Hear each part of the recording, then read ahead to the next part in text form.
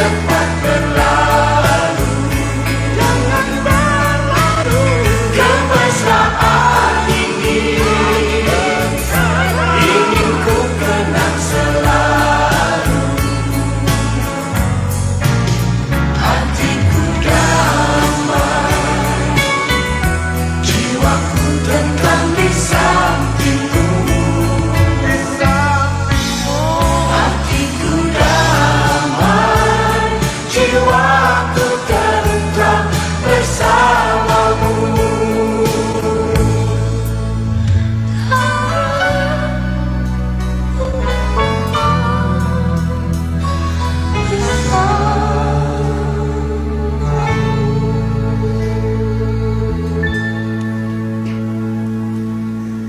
Iya, dua buah lagu telah saya hadirkan untuk kamu di sore hari ini dari One Fals ya.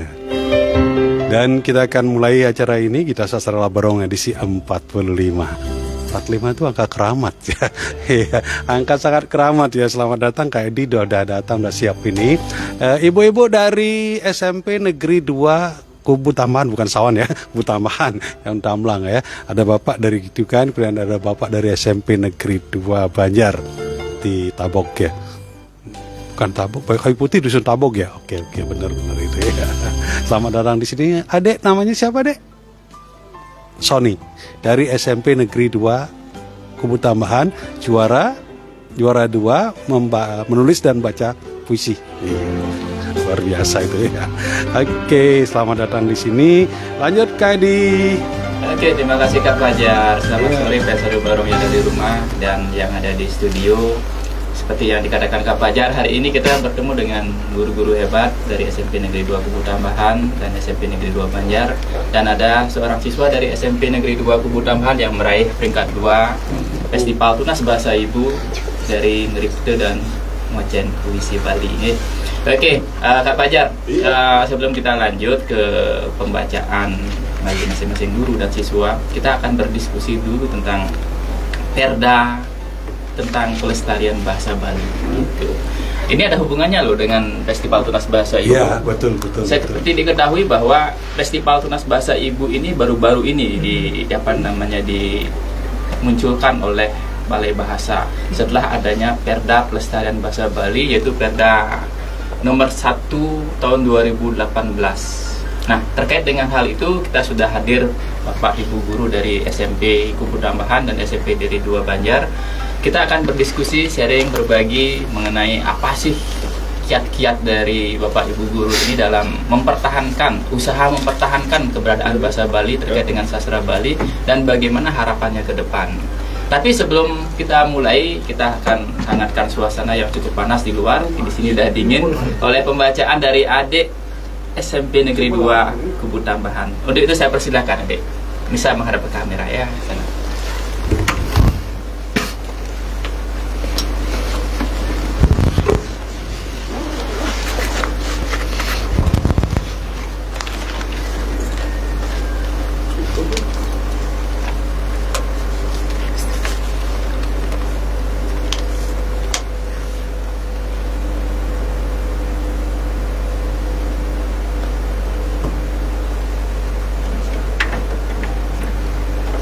Suaran kul-kul ring kaje kangin kekardinin oleh igedeme Sony Budiastaul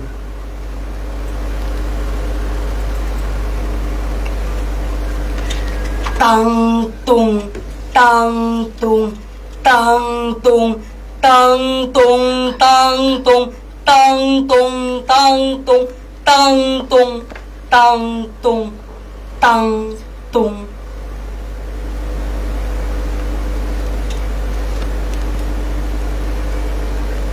Biar sayang suaran kulkuli medungdang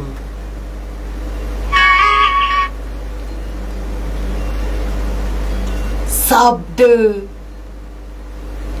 bayu hidup mesikian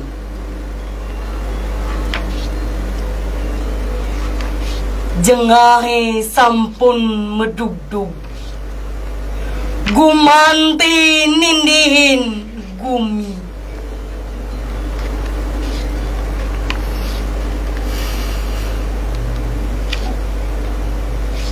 Wit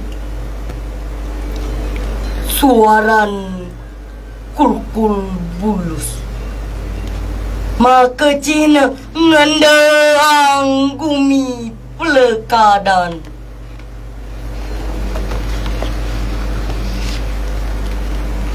Jatmane saling tograh, kadi cicing rebutin tulang.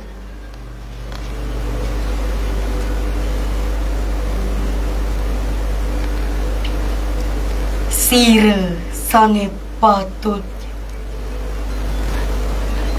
sire sane ten patut, ten wenten sane ngalak. Sami pada bangras,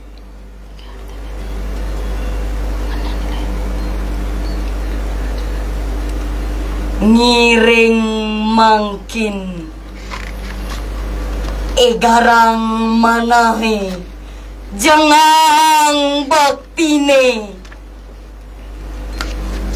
sikiang kayuni, ngewangun kebecikan jagate, mangde rahajeng kepanggih.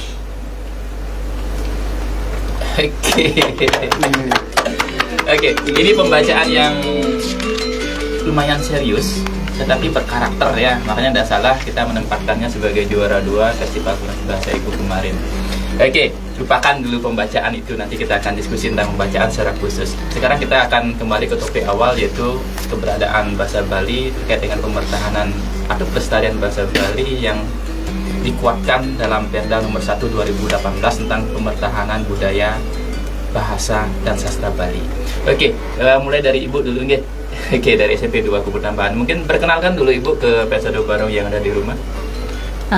Perkenalkan, nama saya Madi Dwi Susanti, guru bahasa Bali dari SMP Negeri 2 Kubur Tambahan. Iya. Bisa kirim-kirim salam dulu boleh? Nah, pada hari ini titiang jagi magater dumun sareng sawitran titiangi sane wenten ring SMP Negeri 2 Kubu Tambahan ring dicegah pemegenah mang desetate seger rahayu taler sawitran titiangi ring desa depehe reraman titiangi ring desa sangket. Oke, siap. Terima kasih Ibu nggih. Dari Depehe ke Sangketnya. Sangket.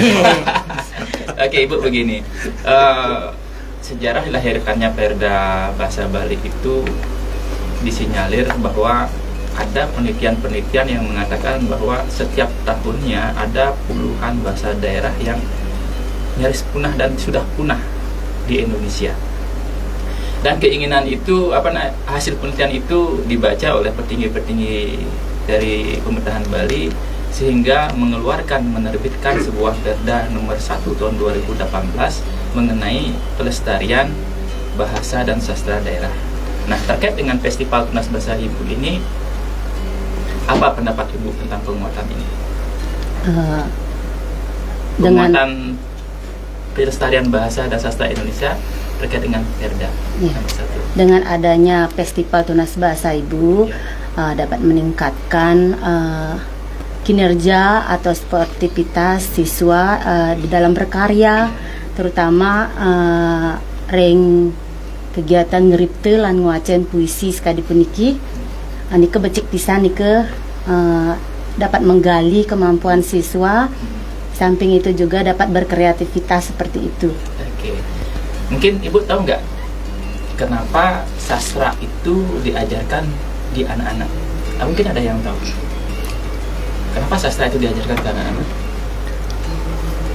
Dan bahkan setelah Bali itu mengeluarkan Perda nomor 1 tahun 2018 tentang pemertahanan bahasa dan sastra Bali, tahun ini pemerintah mengeluarkan statement bahwa akan ada sastra masuk kurikulum.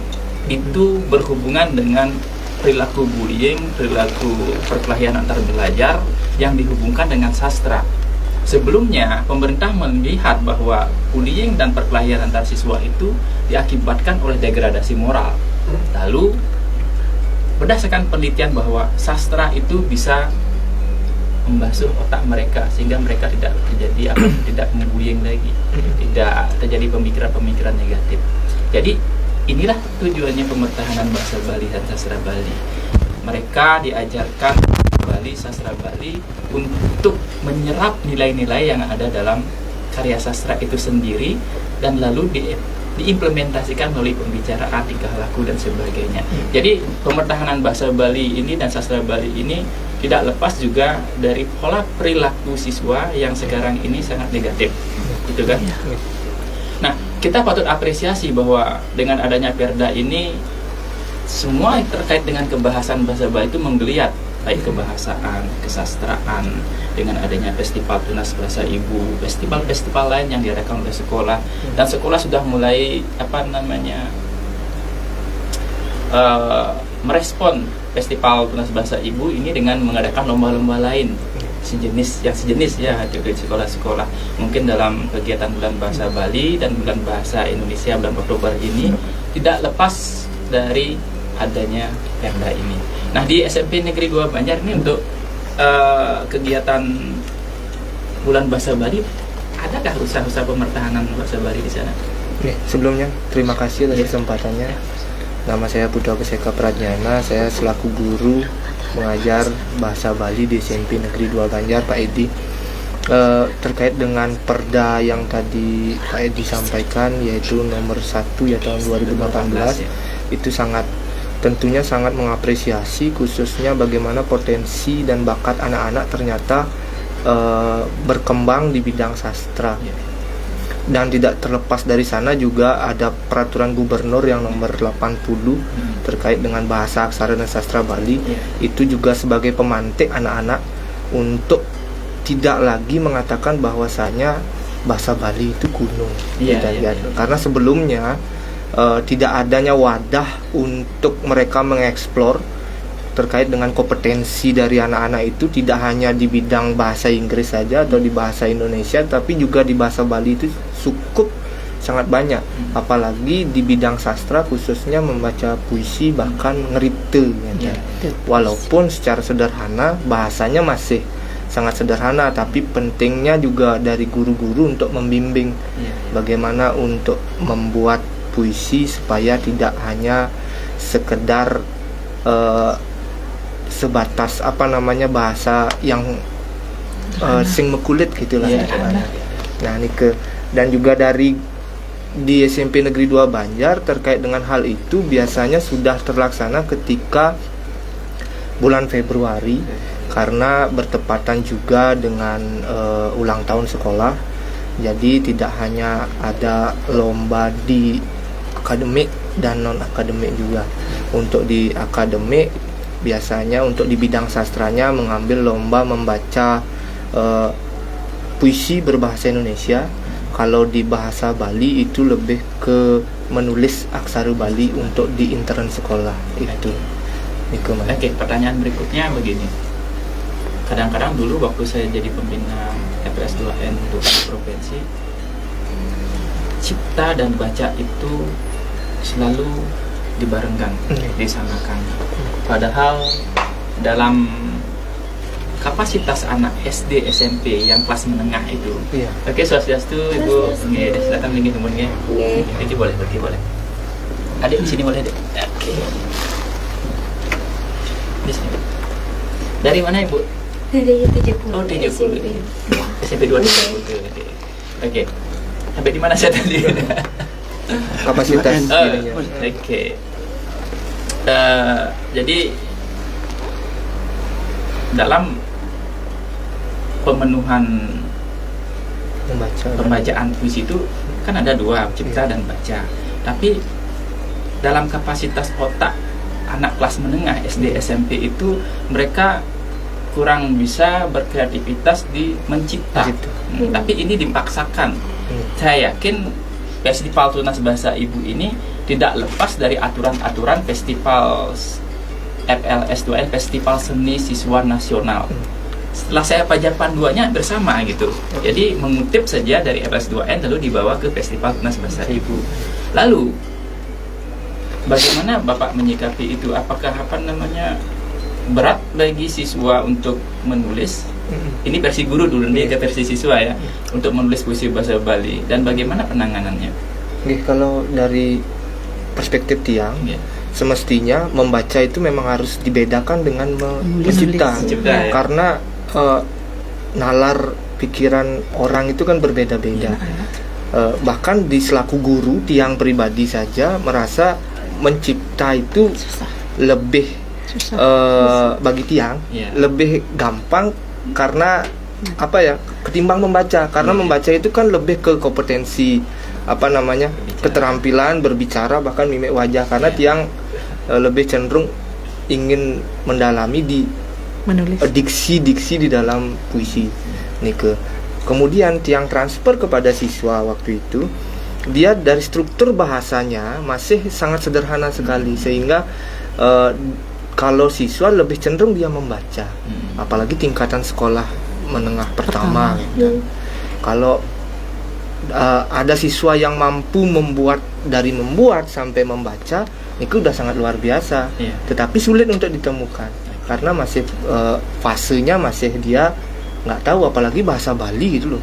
Bahasa Bali ini kan agak sulit dalam keseharian, dalam kosakata keseharian aja sudah jarang menggunakan bahasa Bali, apalagi bahasa Bali halus gitu. Apalagi daerah Mundo, Gesing, Goblek niku kan menggunakan bahasa yang kepari. Sorsinggihnya masih jarang lah. Beda dengan yang ada di Kayu Putih gitu. Niku. Oke, itu dari guru SMP Negeri 2 Banjar. Bu, guru dari SMP Negeri 2 Kubu Tambahan, bagaimana? Apakah pendapat Ibu perlu diadakan renovasi atau inovasi terkait dengan Festival Tunas Bahasa Ibu, di mana cipta dan baca itu dijadikan satu? Kalau menurut Tiang seharusnya tidak disamakan. Dipisahkan antara membaca dengan mencipta. Karena kalau Tiang lihat dari anak-anak yang Tiang ajarkan, kebanyakan mereka sulit untuk mencipta puisi di dalam pemilihan kata. Dia cenderung anak-anak lebih suka dikasih puisi yang sudah jadi dan mereka membaca, baru dia mengerti, daripada disuruh menulis atau ngerite. Berarti sama-sama setuju bahwa dipisahkan. Mungkin Ibu dari SMP nanti Bu? SMP 2 Teja Kule. Ini tambahan Teja Kule. Nih, sambil renteng. Oke, menurut Ibu gimana Bu? Ini hampir sama nih kan ya.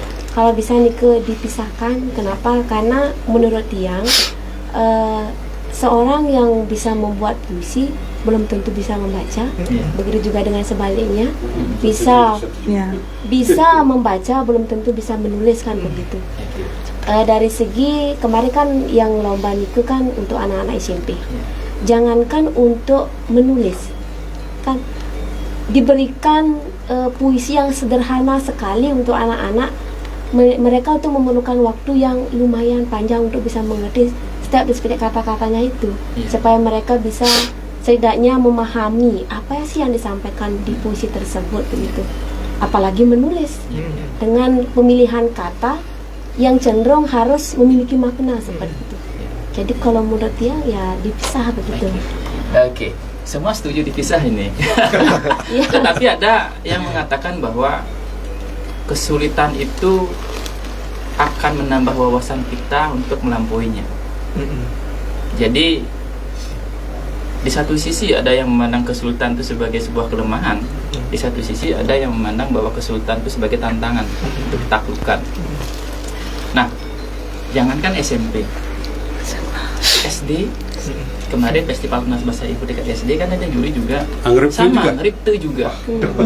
Gitu. Hebat itu, tujuannya memang di awal tujuannya memang bagus, cuma dalam taksonomi belum situ kan C4 dia punya mencipta. Tetapi ketika anak SD dan anak SMP itu walaupun sama-sama menengah dia, tetapi kalau di SD saya berpendapat secara pribadi memang kurang pas. Tapi kalau di SMP, nah di SMP ini sudah pas dia. Cuma di sini tantangan guru saya lihat. Tantangan guru bagaimana dia itu menggali potensi, menambah kosakata, dan walaupun itu dituliskan secara sederhana oleh siswa, itulah yang dilombakan gitu. Intinya adalah anggap kesulitan ini sebagai tantangan untuk ditaklukkan. Dan akhirnya kemarin dalam Festival Bahasa Ibu tingkat SMP, walaupun disuruh mencipta, Bapak Ibu kan sudah mengajarkan untuk mencipta kepada anak-anaknya kan, dan bisa kan, ya kan seperti itu modelnya. Walaupun saya yakin saya dalam setiap lomba selalu, terutama dalam mencipta tingkat SD dan SMP, selalu nomor 2-kan keasliannya. Kenapa seperti itu? Sebab pengalaman saya ini ya. Dulu ada anak didik saya tidak bisa mencipta, tapi jagonya membaca. Terus saya suruh dia mencipta. Dia hanya bisa menyelesaikan 2 bait dalam sebulan. 2 bait dalam sebulan, bayangkan. Lalu saya edit itu. Saya edit menjadi 4 bait. Dan saya tidak menghapus kalimat-kalimat dalam bait puisinya. Dan dia pakai itu, juara. 2 tahun kemudian setelah dia di SMA, ini kok nama anak saya ini yang dulu waktu SMP, dia sudah menciptakan buku loh. Akhirnya saya berpikir, ternyata membantu anak itu dalam menulis itu tidak selamanya menjatuhkan dia, tetapi memotivasi dia untuk belajar lebih giat lagi gitu. Apalagi dia dapat juara. Oh, begini saya diajarkan oleh guru saya, dia menulis terus. Akhirnya di tingkat SMA, kelas 2 SMA kalau tidak salah, dia sudah mencipta dan sudah dimuat di surat kabar. Itu pengalaman pribadi. Oke Kak Fajar. Ya, oke, ini sudah semakin seru ini diskusinya. Oke, break dulu ya Fajar. Oke. Ini asik ya. Asik ini. TJ Kule, Kubu Tambahan dan Banjar 2 semuanya ya. Semua 2. Ya. Oke. 2. SMP 2 semuanya kan? Iya. Ternyata ini memang harus 2 ya. Oke. Iya. Saya aja 1, Oh, lu gitu. 2.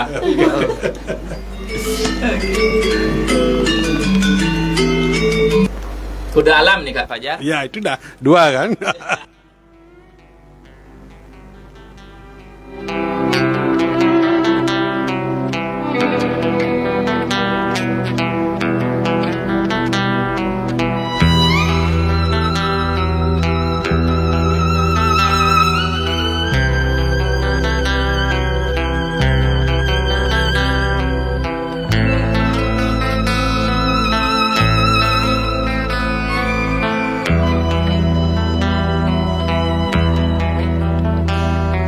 Seorang anak kecil bertubuh dekil, tertidur berbantal sebelah lengan, berselimut debu jalanan.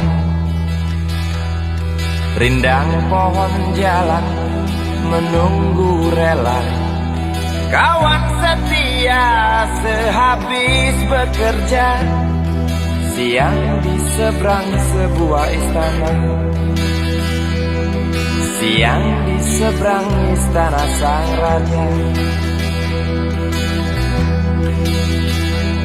Kota semir mungil dan sama dekil, benteng rapuh dari lapar memanggil, gardu dan mata para penjaga, saksi nyata.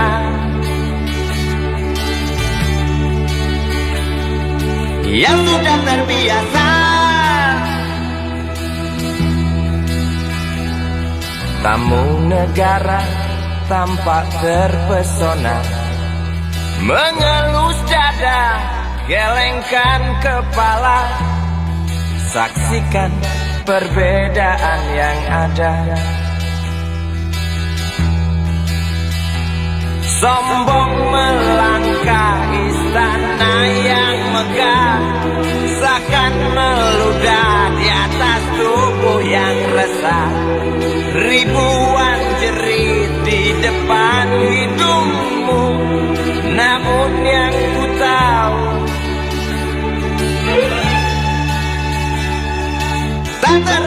mengganggu.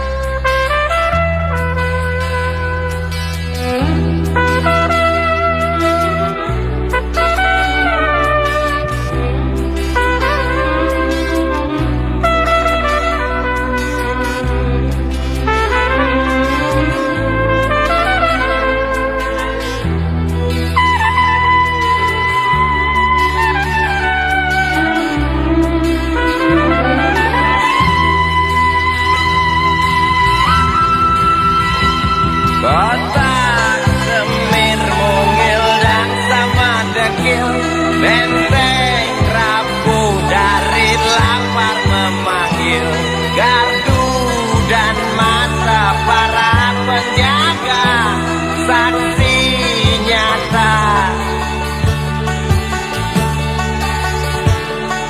yang sudah terbiasa sombong melangkah istana yang megah, seakan meludah di atas tubuh yang resah. Ribuan jerit di depan hidungmu, namun yang ku tahu tak terasa mengganggu.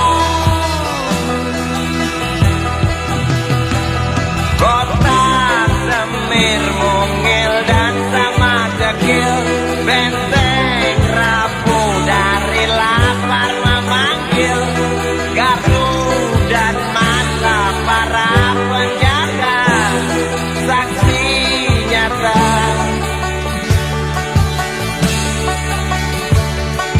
yang sudah terbiasa sombong melangkah istana yang megah, seakan meludah di atas tubuh yang resah. Ribuan jerit di depan matamu, namun yang ku tahu tak terasa mengganggu. Gema azan-azan sentuh telinga, buyarkan mimpi si kecil siang tadi. Dia berdiri malas melangkahkan kaki, diraihnya mimpi digenggam tak dilepaskan lagi.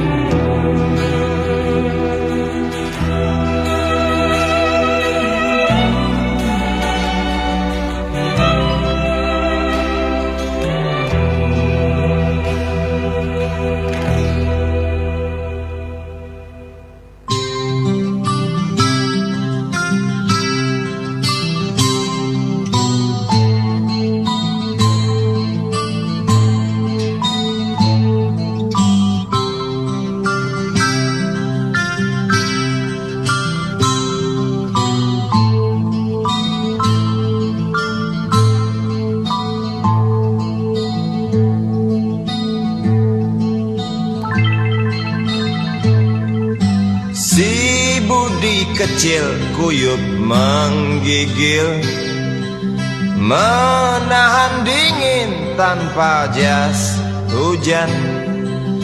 Di simpang jalan tubuh pancoran, tunggu pembeli jajakan koran. Menjelang maghrib hujan tak reda, si Budi murung menghitung laba. Surat kabar sore dijual malam, selepas Isa melangkah pulang. Anak sekecil itu berkelahi dengan waktu demi satu impian. impian yang kerap ganggu tidurmu. Anak sekecil itu tak sempat nikmati waktu, dipaksa pecahkan karang, lemah jarimu terkepal.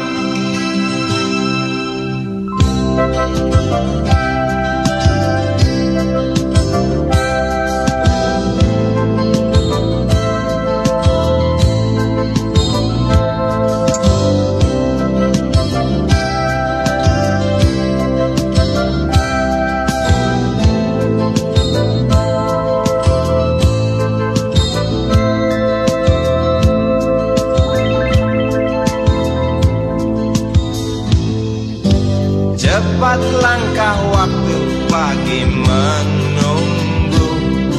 Si Budi sibuk siapkan buku, tugas dari sekolah selesai setengah.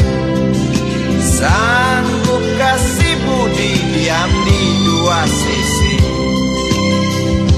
Anak sekecil itu berkelahi dengan waktu demi satu impian yang kerap ganggu tidurmu.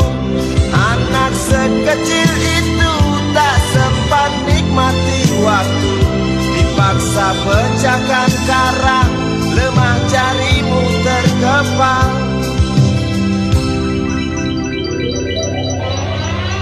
Anak sekecil itu berkelahi dengan waktu demi satu impian yang kerap ganggu tidurmu. Anak sekecil itu tak sempat nikmati waktu, dipaksa pecahkan karang, lemah jarimu terkepal.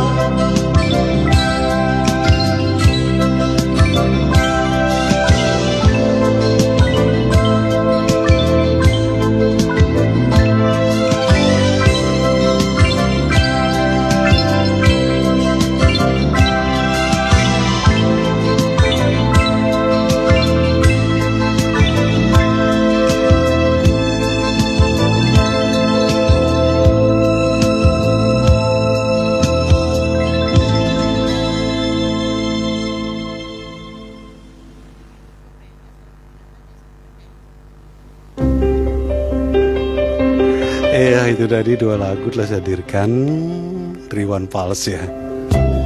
Kembali Kak Edi, lanjut. Oke, ini seru sekali Kak Fajar, membicarakan masa depan. Dan ini tidak lepas dari Perda nomor 1 tahun 2018 sejak Bapak Wayan Koster menjabat. Oke. Ini apa namanya, guru-guru bahasa Bali, penyuluh bahasa Bali tidak lepas dari adanya Perda tersebut. Maka kita bisa beri apresiasi kepada Gubernur Wayan Koster pada waktu itu. Oke, terkait dengan masih bicarakan yang tadi, tapi sebelumnya kita akan suruh adik kita dari SMP Negeri 2 Tejakula untuk membacakan puisinya. Silakan adik ke sini. Di situ kameranya, oke? Ya. Iya. Pan, udah masih apa? Iya. Ada kesapi. Kesang lima, kulit mesiksik, pelengan kidat, mekiut memarah, imatan batis tebel bure di telapakan lima kakah duka, ngosek tanah melekor batu ngigelang serana, ipalu metembang isiku nyikutang, dangka dungko apang madan ada, ngorek sekaya apang kapiara bangjoh kelare.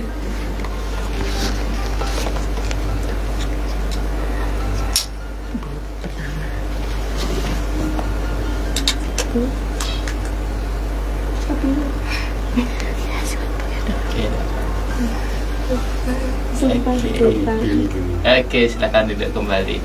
Oke, itu tadi sekilas penampilan dari adik dari SMP Negeri 2 Tejakula.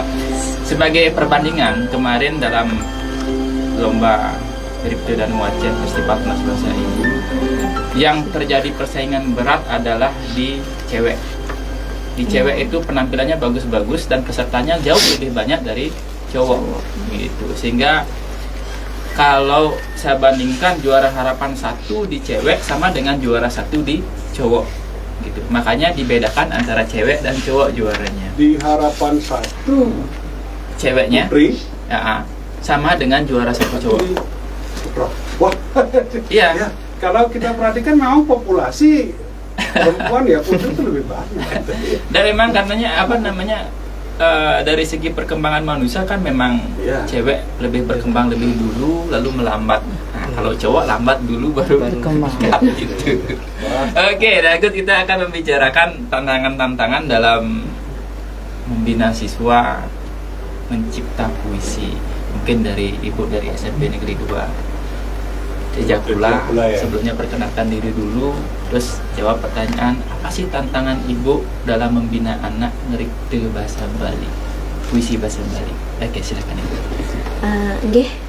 Sebelumnya perkenalkan Dumon, tiang guru dari SMP Negeri 2 Tejakula, Wastanti tiang Lohyantini. Tentunya tantangan yang pada saat membina siswa ngerti puisi itu banyak ya, banyak sekali. Sebelum ke isi puisi tersebut, menentukan apa sih tema yang akan dipakai yang mudah untuk dimengerti oleh siswa itu susah ya. Karena seperti yang tadi katakan, untuk mereka mengertikan kata demi kata di puisi tersebut, mereka kurang paham begitu. Jadi kalau kata-kata kemarin pada saat pembinaan, mereka membuat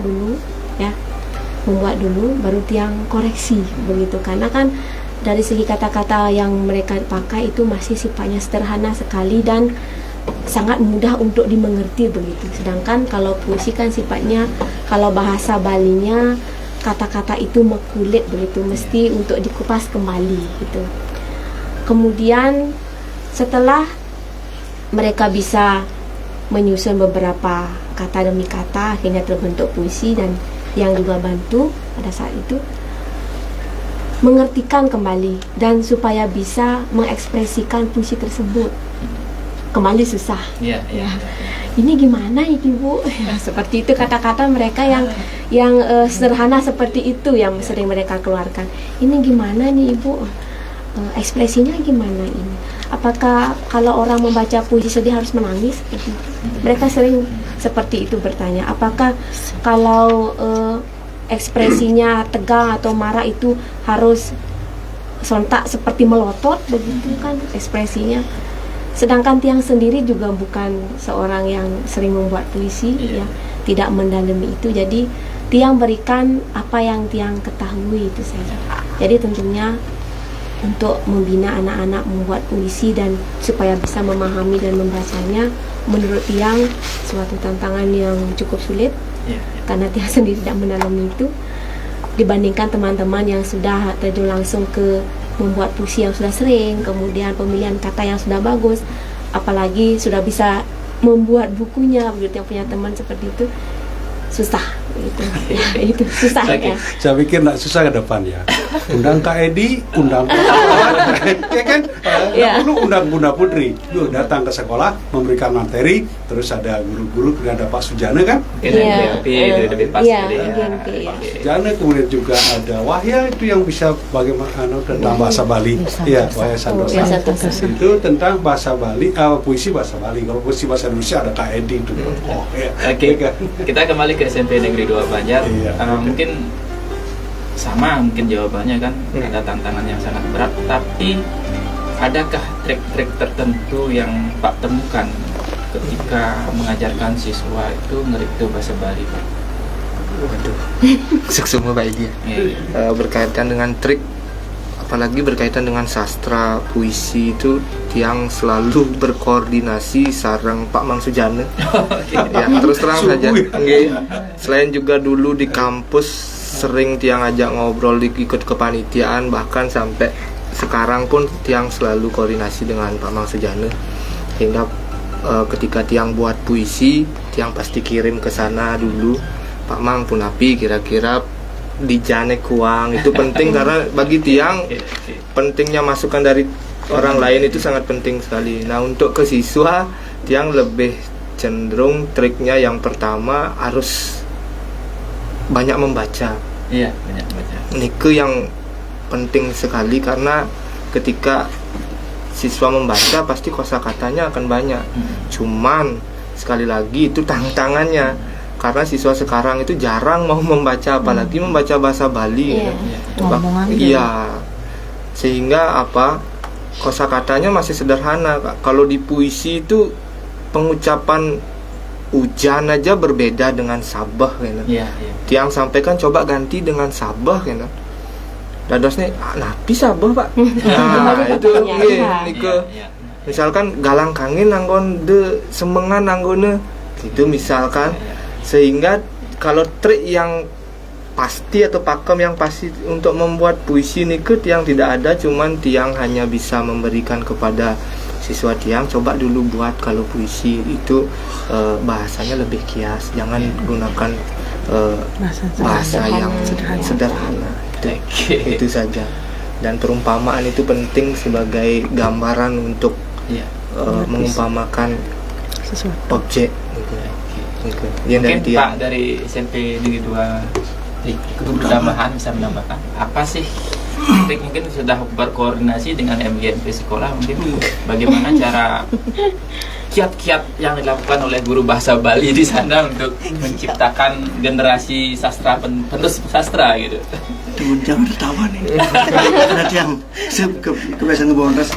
Sebelumnya perkenalkan nama tiang Om Swastiastu, nama tiang Ida Bagus Putus Somongan Waba, tiang dari SMP Negeri 2 Kutamban. Salah satu guru bahasa Bali yang masih miskin ilmu di bidang puisi, jujur saja. Cuma tiang bercerita sedikitnya tentang pengalaman 1 tahun yang lalu. Taen masih taen gitu nih. Taen tiang napi wastana melajah ngeripte melajah niki ngeripte. Sebelumnya yang sempat koordinasi dengan Pak Komang Sujana, sempat juga. Tadi tiang melajah, boleh. Gitu. Nah, setelah tiang belajar nulis gitu, baru setengah menyangkut nih. Kenapa sih nyangkut beganjal? Karena mungkin ada batu-batu yang baru setengah gitu. Kan idealnya kan satu bait kan 4 kalimat, 4 kalimat termasuk ya paling maksimal kan 3 bait kan dalam satu puisi. Nah, baru sekitar 6 baris kalimat nih, 1,5 bait lah, menyangkut nih. Ternyata memang sulit untuk membuat puisi, untuk menyambungkan antara bait 1 dengan bait 2, apalagi bait selanjutnya. Itu sulitnya luar biasa. Apalagi muridnya ya. Apalagi siswa. Kembali lagi yang dibilang sama Bapak Agus bahwa dan mungkin teman-teman yang lainnya seperti itu. Diksi, pemilihan kata, betul-betul bagaimana caranya agar nyambung antara kalimat satu dengan kalimat yang lainnya. Dan yang jujur saja, yang pernah juga beberapa kali membuat sekarang apa namanya itu? Pupoh. Syukur-syukurnya Pupoh itu kan ada guru dindong apa namanya? Padelingsnya. Jadi otomatis kita hanya bisa menyambungkan kalau setelah A, I kan ada aturannya. Nah itu. Nah, kayaknya lebih gampang kalau membuat Pupoh daripada membuat puisi, karena menyambungkan antara kalimat satu, kalimat di atas dengan yang lainnya biar seumpama kalau kita contoh nih, kita akan menuju ke dari Singaraja akan menuju ke Tijikulir. Bagaimana caranya menyambungkan, membuat cerita atau kalimat atau puisi menjadi satu kesatuan akan nyambung dari Singaraja ke Tijupulu sangat luar biasa susahnya. Padahal dari Singaraja kan cuma lewat kampung ini. Luar biasa susahnya. Nah, apalagi ke siswa. Tapi Tiang jujur saja berterima kasih kepada pihak Balai Bahasa. Karena apa? Terima kasih adalah sudah mengadakan FTBI atau Festival Tunas Bahasa Ibu yang dengan tujuan sudah pasti ngajegang nemadan bahasa daerah. Itu bahasa daerah. Jadi itu yang Tiang apresiasi kepada pemerintah khususnya Balai Bahasa. Nah, dari sana kita bisa getoke lagi, mau disuruh belajar lagi. Disuruh belajar lagi. Oh, ternyata seperti ini, seperti ini, seperti ini. Jadi selain siswa, kita juga belajar. Nah, di sana. Nah, seperti itu. Nah, sementara seperti dulu. Sukses. Terima kasih Bapak. Begini ya, apa namanya? Saya cerita sedikit dulu. Saya dulu kan cerpenis dari kuliah. Silakan. Dari kuliah jadi cerpenis. Setelah itu semenjak tahun 2005 saya diangkat sebagai PNS. Waktu untuk menciptakan cerpen itu terbatas sekali. Sehingga tahun 2018 saya beralih ke puisi. Dan awalnya adalah puisi bahasa Indonesia dulu. Baru tahun 2009 saya mulai menulis bahasa Bali, puisi bahasa Bali dan cerpen bahasa Bali. Kesulitan saya ketika saya menulis, apalagi menerjemahkan puisi bahasa Indonesia saya ke bahasa Bali, kembali tadi ke kosakata, itu. Dan satu-satunya cara saya menambah kosakata, sekali lagi kita harus berliterasi. Mungkin ini semacam cambukan bagi kita, bagaimana kita berkreasi di karena kita batas pengetahuan. Dan apakah itu juga diajarkan di SMP Negeri 2 Kubutambahan? Literasi tentang sastra Bali yang lainnya untuk menambah kosakata siswa. Dengan cara membaca satu. Di pelajaran kan hadir. Ada ya? Ada, materinya ada. Sebelum lanjut ke materi pelajaran pasti selalu diselingi dengan literasi terlebih dahulu. Nah, dalam pelajaran literasi itu mestinya siswa itu mencatat kosakata yang penting, kosakata yang bermajas. Itu semestinya yang harus dilakukan. Dan begitu juga ketika Bapak Ibu guru masuk ke kelas, misalkan ke pembelajaran puisi itu misalkan atau ke cerpen, yang pertama yang harus diajarkan adalah mengenai tema dulu kan. Tema apa yang akan ditulis gitu. Tema yang misalkan temanya laut itu misalkan. Setelah Anda menemukan tema laut, kumpulkan kosakata yang ada hubungannya dengan laut. Misalkan laut, ombak, angin, pasir, perahu, nelayan, karang dan sebagainya. Nah, setelah mengumpulkan itu, baru kita belajar menjadi arsitek kata. Buat perasaan apa yang Anda miliki tentang laut itu, misalkan perasaan sedih, maka siswa ajarkan menyusun kata itu menjadi sebuah puisi singkat yang beraroma sedih. Caranya adalah itu dah mengumpulkan kosakata yang sekitar laut itu. Gitu. Misalkan begini, kalau bahasa biasanya laut itu menghampiriku, nah, kan sudah bermajas, tapi akan jauh lebih indah lagi, ombak itu memelas di ujung jemariku, yang seperti itu. Itu dalam bahasa Indonesia. Kalau dalam bahasa Bali mungkin bisa interpretasikan masing-masing gitu. Dimana pembendaharaan kosakata itu sangat penting dan pemilihan bahasa sangat penting sekali. Dan satu hal yang perlu diingat adalah ketika Anda memasukkan perasaan terhadap suatu tema, misalkan tema laut, suasana kita sedih, maka pikirkan hal-hal yang sedih dulu, baru akan muncul kosakata sedih, cerita yang sedih gitu. Tapi tidak lepas dari kosakata itu sendiri. Dan upaya saya waktu itu untuk menerjemahkan puisi-puisi bahasa Indonesia ke bahasa Bali, saya coba kemampuan saya untuk menulis bahasa Bali. Saya lombakan buku saya tahun 2019 sebelum Wahya. Ada Grip Maurib namanya kan. Grip Maurib itu memang sebuah wadah untuk kompetisi menulis bahasa Bali, khususnya cerita, cerpen dan juga puisi. Tahun itu saya punya 2 buku puisi bahasa Bali. Saya lombakan 1. Ternyata saya dapat juara 1 pada waktu itu. Nah, dari itu saya belajar bahwa kesulitan itulah tantangan sebenarnya. Kesulitan dan tantangan. Dan tahun berikutnya saya mulai menulis lagi ke media massa dan sebagainya. Tentu dalam pembelajaran itu kita tidak berorientasi pada uang lebih dahulu. Kalau berorientasi pada uang, semua tidak akan bisa jalan. Oke. Yang pertama yang kita pikirkan adalah bagaimana untuk memotivasi diri untuk lebih meningkatkan diri lewat literasi, lewat membaca, menulis, dan juga di dalam puisi itu kita tidak akan serta-merta mendapatkan uang saja, tetapi kita akan mendapatkan nilai-nilai yang tidak akan kita seperti makan cabai tidak akan langsung pedas, tetapi nilai-nilai itu akan tertanam rapi di dalam diri siswa yang akan membimbing mereka untuk bertindak lebih baik, lebih jujur lagi. Makanya ada Satkerti, Nangon Satkerti lo ke Bali. Makanya setiap festival tuh temanya terkait dengan Nangon Satkerti itu. Yang kemarin kan Jelanda Kerti kan? Ya. Oke, Kak Fajar, itu dulu sebelum kita lanjut ke pembacaan puisi dari Bapak Ibu Guru.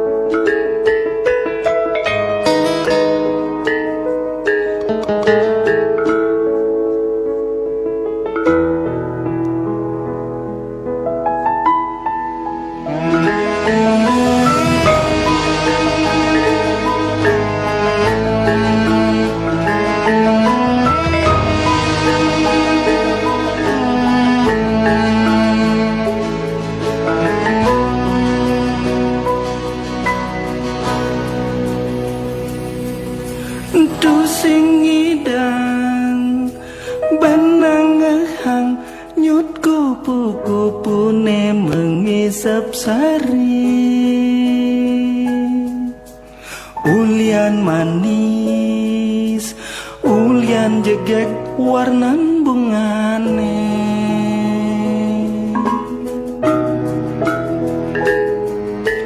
Keto jani rasa yang beli sebilang atonang kejegegan nadi. Oh sang putri, oh sang putri Bali.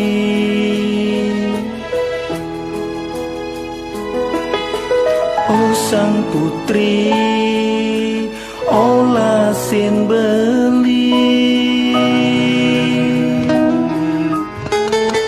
Mire beli, ilu tongi damang bola. Reh sang putri, mula jigek sekadi bulan.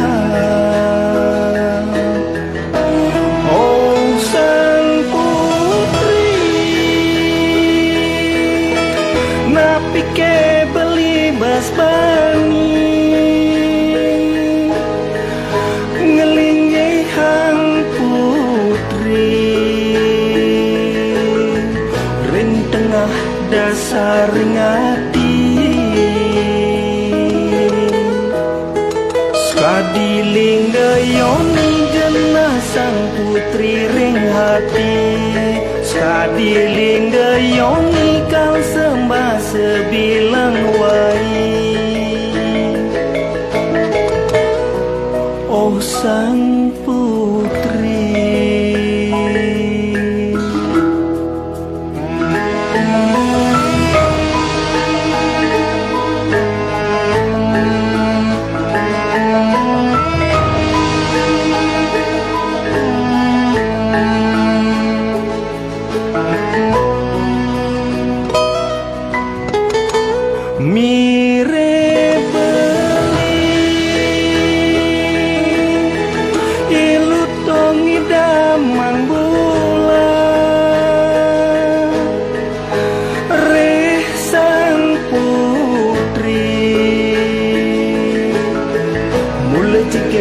sekadi bulan. Oh sang putri, napi ke beli bas bani, ngelingi hang putri, ring tengah dasar ngati. Skadiling gayoni jenah sang putri ring hati. Skadiling gayoni kau sembah sebilang wai. Oh sang putri,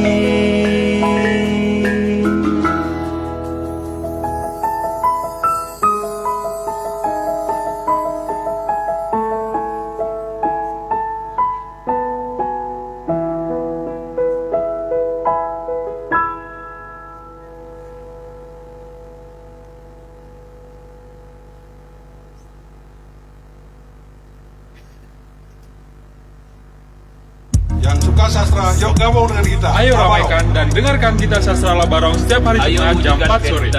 Sastra itu memanusiakan manusia. Kita Sastra Labarong ini ruang untuk ekspresi dan ruang untuk mengapresiasi karya-karya melalui seni baca puisi, cerpen maupun prosa.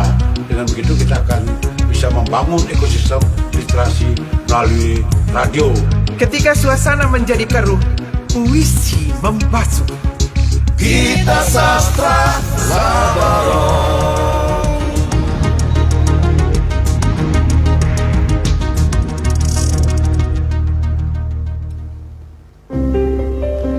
102 FM masih bersama kamu di sore hari ini dalam Gita Sastra edisi 45. Dan masih bersama Edi Arudi di sore hari. Oke, lanjut Kak Edi. Oke Kak Fajar, sebelum kita minta Bapak Ibu Guru membacakan puisi, saya ingin menjelaskan sedikit dulu bahwa belajar sastra itu adalah untuk menghaluskan budi pekerti kita.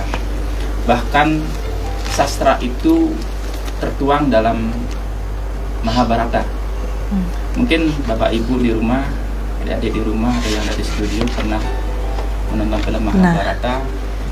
Pada saat Abimanyu di dalam kandungan membacakan sebuah karya ayahnya sih tentang bagaimana menerobos formasi musuh. Tetapi di pertengahan cerita ibunya Abimanyu kan ngantuk, tertidur. Jadi tidak bisa mendapatkan informasi tentang bagaimana cara keluar dari formasi itu.